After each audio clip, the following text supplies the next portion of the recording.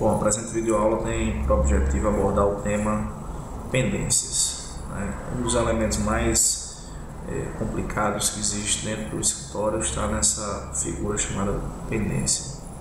Eu coloquei aqui um conceito para que a gente possa entender o que seria a pendência. A pendência é considerada pendência qualquer situação que possa criar obstáculos ao bom andamento do processo. Então a ideia é que há elementos que obstam o andamento natural do processo. Os exemplos mais comuns de pendência são falta de documentos, como comprovante de residência, termo de renúncia, contra-cheque específico, etc. Falta de pagamento das custas, habilitação de herdeiros, e também é possível se considerar como pendência a falta do ajuizamento de ação a qual o cliente tem direito. Qual o procedimento que devemos adotar em caso da existência de pendência, né?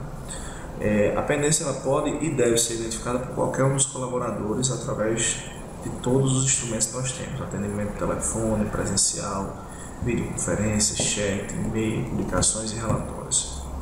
Identificada a pendência, o colaborador deve lançar imediatamente no software, junto ao processo administrativo específico do cliente, o fato.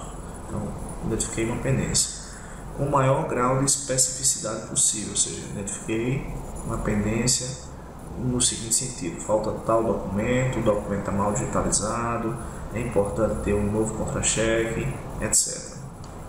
O fato será estar na aba de andamentos.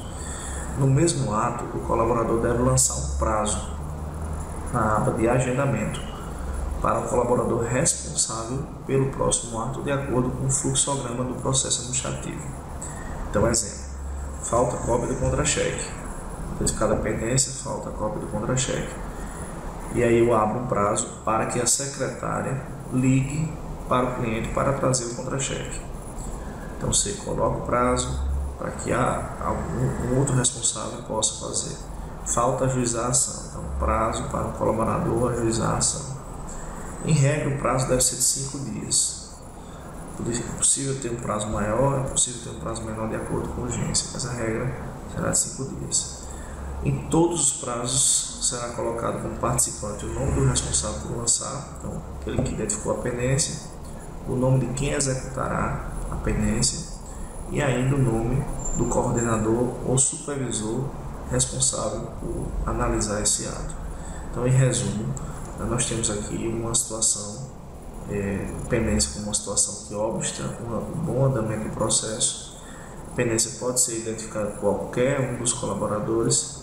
Identificada a pendência, lança-se o registro no software humano e, em seguida, lança-se um prazo para o supervisor, para o executor, com a análise, com a participação do coordenador, do supervisor para esse ato.